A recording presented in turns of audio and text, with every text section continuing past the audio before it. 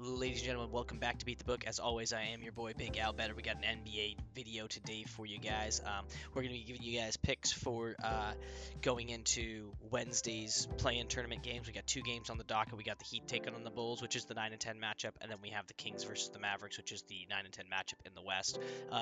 Just a quick recap on how tonight's games went. I'm recording this Tuesday night after the Warriors Grizz game and the Hawks Magic game. So we obviously gave you guys out picks for those two games, and then I'll be getting into the other ones. But let's just do a quick recap here. So we had the I'll start with Hawks Magic. We were on over 217 points because every game they'd played so far this year had been over that number. They got to 215. The Hawks pulled their starters because they were down by so many points, so it ended at 215. If they hadn't pulled their starters and if the game had been a little tighter, then we would have gotten over. But we were literally right there, and with a minute left, both teams decided not to score. So unfortunately, we don't hit the over on that one, so that one becomes an L. And then we had the Hawks +5. If you guys watched the game, you know that they lost by like 20 something. So I had mentioned that in the video when I was talking about how the game might play out too. I said, if the Hawks are down pretty big with 4 or 5 to go, they're going to pull their starters, and it's going to be what it is. It kind of sucks because if you guys did watch the game, the Hawks did get it to 3 points, and then to start the fourth quarter, the Magic just came out, punched him in the mouth, and they got the lead back up to 15-16, and then Trey gets the double technical and fouls out, frustrated, and all that stuff, and the game was over. So unfortunately, both those picks for that game gonzoed. The 4-pick parlay I gave out, we had Paolo Banchero 45 plus PRA. Unfortunately for him in that game, he got to I think 30. He didn't even break 20 points. He was more of a facilitator for the first quarter. He had like 6 or 7 assists in the first quarter. It was kind of nuts. Then we had George Niang, 8+ points. He actually ended the game, I believe, with 12. It was 12 or 14 points, so he cashed that easy. But unfortunately, it's in a parlay, so that doesn't matter.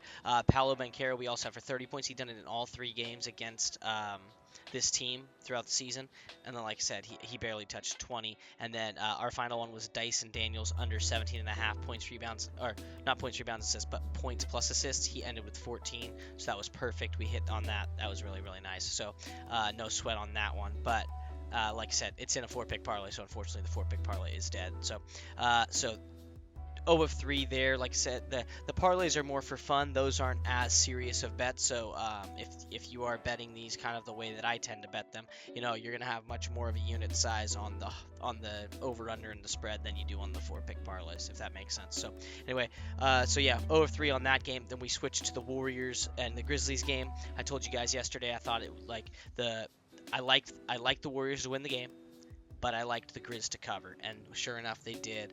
We had the Grizz +7, and then the over-under was 229 when I gave it out yesterday. When I got to the book today to make the bet, it was down to 227.5. Regardless, they covered this number. They got up to 240. So this was a cover. We got the over, and we got the +7 with the Grizz, which is really nice. Our 4-pick parlay, I thought for sure we were going to cash it. We had Steph Curry 35 plus PRA. We had Jimmy Butler 30 plus PRA. We had Ja Morant 35 plus PRA, and we had Jaren Jackson Jr. 30 plus PRA, which I told you guys yesterday. It's like if Bane doesn't have a big night, Jaren Jackson will pick up the slack. If Bane had a big night, Jaren Jackson got to 28 PRA, and I was just waiting for him to get an extra rebound or an extra, and we would have checked him. And then Ja Morant, twists his ankle with 4 minutes left in the third. And then he misses the rest of it, doesn't come back till like 9 minutes left in the fourth, and he ended with 28 PRA. So we were so close to hitting that one. I thought for sure Morant was going to get there, and then Jaren just needed to do a little bit more, and unfortunately we just missed on that. So 4-pick for both games is dead, unfortunately. But like I said, those are more for fun, and those are longer shots. As far as on the actual the realistic picks we take, we went 50-50 on the night. We hit on 2 and we missed on 2. So, and we were right there with the over on that Magic game. So that is what it is. The Warriors game was great. Jimmy played awesome. Steph played awesome.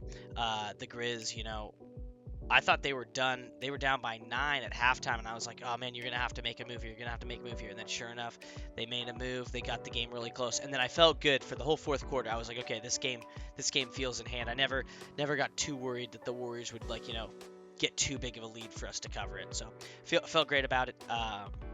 And that is your recap for how tonight's games went. So let's hop into tomorrow's games. By the time you guys are probably watching this, today's games. we've got the Heat taking on the Bulls. That is the first game of the night. So we'll go ahead and switch the screen over here, and I will show you guys what we're working with. We got the Miami Heat. I use DraftKings. Just because that's what's available to me. Obviously, like I always say, play the best lines available. So we got the Heat at +1, the Bulls at -1. As you can see, the book actually has the odds kind of favoring taking the +1 there. I like the Bulls in this one. I went through they played 3 times this year. The Bulls won all of them. They won them. They won 1-1. Or maybe that was the Kings I'm thinking of. Anyway, they won all 3 games. It wasn't particularly close. It just feels like the Bulls have these guys' number. So I'm gonna just trust that they do. The books have this at 1 point anyway, so it's a pick 'em. I think they give the Heat +1 just because the Heat did play really well down the stretch of the season. The last 10, 12 games or so, they played really, really good ball. And then on top of that, Spoelstra's just a great coach, so it's hard to kind of count him out. So I think that's why the spread is what it is. So I like the Bulls here -1, and I do like the over. As far as the over/under goes, they got over this number in it was either every game or all but one game on the regular season. So the Heat do a good job of playing great defense, keeping the opponent low on scoring. But I think this Bulls team's going to get out. They're going to run. They're going to play fast. And so I like the over here, even though I do respect the Heat's defense, and I think they're going to do what they can do. But I expect the Heat to lose. So I think the Bulls will make enough plays to get us over the 219. And like I said, I like the -1 with the Bulls. So that's my lean on the over under the spread. As far as the 4-pick parlay for this one, we'll hop into that real quick, and I'll build it for you guys. We hop into Bulls Heat right here. Same game parlay. This one is pretty simple. I feel pretty good about it. So we're just gonna go to rebounds first, player rebounds. We're gonna find Vucevic, and we're just gonna take him for 10. He played 2 of the 3 games they played this season. He had 11 boards in both the games he played in. So, and that didn't matter. The Bam was in there. Didn't matter when Khalil Ware was in there. He was gonna get in there and get his board. So let's find him here. Where's he at? Vucevic rebounds. We're gonna take it for 10 plus. It's -200, so it's a little juiced. If we go for 11, we could do that. Let's take one less and let's just get it right. He just needs to get to those double digits. I like that a lot. Then we're gonna go over to player points. Like I said, I'm keeping this one really, really simple. So we're gonna scroll down here. We're gonna take Bam Adebayo, 18 plus points. Okay. He had 18, 22, and 23 in the 3 games he played against these guys. So we're taking the lowest points he had, which was 18. Feels pretty good. Kobe White, we're going to take him for 20 points. It's -245, right? In the 3 games he had against these guys, 22 points, 21 points, and then the last game they played, he had 18 points. So there's one game where he didn't hit this number, but the other 2 he covered. So I feel good kind of rolling the dice on that one, right? And then for the last one, we've got... we've got Josh Giddey. Where's he at? He's absolutely cooked this team, okay? So we're going to take him for 20 points as well. It's actually a plus money play in the 3 games against these guys. 24 points, 26 points, 28 points. He's had a triple-double in 2 of the games, so I feel really good about this one. This thing pays out plus 575 over on DraftKings, so really good value, I feel like. And Josh Giddey, like 20 points for Josh Giddey, you could take that as just a straight bet if you guys want to. Like, a lot of the times for the NFL season when we made our 4 picks, I would bet all the lines from my parlay as a straight bet. Sometimes with this you don't really want to. Like, I don't know if you want to go take a -250 as a straight bet or a -180, but a +130 as a straight bet, I'll probably be laying that when I make it to the book tomorrow to make this bet. But really like that one, just with the history. We've got 24, 26, 28. Like, he just knows how to cook against these guys, so that feels really, really good. So anyway, that's the 4-pick parlay we have for that one. Just to recap it one more time, it's very simple. We got Nicholas Vucevic, 10 plus rebounds, Kobe White, 20 plus points, Josh Giddey, 20 plus points, and Bam Adebayo, 18 plus points. That 4-pick parlay pays out plus 575 over on DraftKings. I feel great about it. The numbers back it up from the times they played earlier on this regular season. So yeah, really hoping we're going to be able to cash this one. So anyway, moving on, let's get back to this screen. Pachow Pachang. We'll head back to the home page. And we're going to hop into the second game on the slate here. We've got the Mavericks and the Kings. Obviously, this one was really tough to do any sort of research on. You've got the trade that happened. You have Kyrie that got hurt. Like, Anthony Davis comes in. He's hurt the whole time. He didn't play against these guys at all. It was really tough to try to gauge how we think this game's going to go, right? But when you do zoom out, these guys played 3 times also this year. The Kings won every single one of them. The Mavericks didn't win a single one. One of the games went to overtime. The Kings won by 1. The other ones, the Kings covered this number. So this spread, I believe, was 5.5 or 6 when it opened. It's moved down to 4.5, so clearly it's getting a little bit tighter. I think it's because a lot of money came in on the Mavericks, and that pulled the number down. I'm going to be on the Kings. The Kings did burn us a lot down there with our locks of the week down the last month and a half of the season. So it does worry me a little bit. But Zach LaVine's too good. DeRozan's too good, and I get it. Anthony Davis, he's a great player, but without Kyrie Irving, Klay Thompson playing kind of, he's still playing good, but he's not old Klay. I just feel like the Kings are going to be able to do what they need to do against these guys. Sabonis, Valanciunas, Malik Monk is not playing, but I don't know. There's something about this Kings team. I just don't think they're going home yet. So I'm going to take the Kings here, minus the 4.5. It feels like the right spot. They're at home. Mavericks are on the road. And then as far as the over-under set at 215.5, would it surprise you guys if I told you I'm on the over? So far, we've taken every over. That's not a trend that I'm just trying to take overs or anything like that. It just so happens to be the case when I look at it. So with their games, right, they had a 99 to 114 game, so it's right on the cusp. Then they had an overtime game. That was the one that was a 1-point game, 129-128, so it's right there. But that's a huge over, but you have overtime in there. And then the last one they played, they got over this number too. So I just think the Kings are going to run, and they're going to play ball. The Mavs are going to be able to score, and we're going to get some free throws at the end of the game that get us the cover. So that's how I kind of see the game going. I think it's going to be close. I don't think the Kings are going to win this by 10 or 12. I just think they're going to be able to win it by 5 or 6. So it being 4.5, because I was really ready to take the Mavs. 5.5, I'm probably on the Mavs, which is crazy. It's like 1 point. That's really going to be the differentiator. I was really tempted to take the Mavs on this one. But then I saw it drop to 4.5, and I was like, that's too good of a number. To the home team, I only have to pay 4.5. So that's why I'm on the Kings. If you guys are on the Mavs, I totally understand it.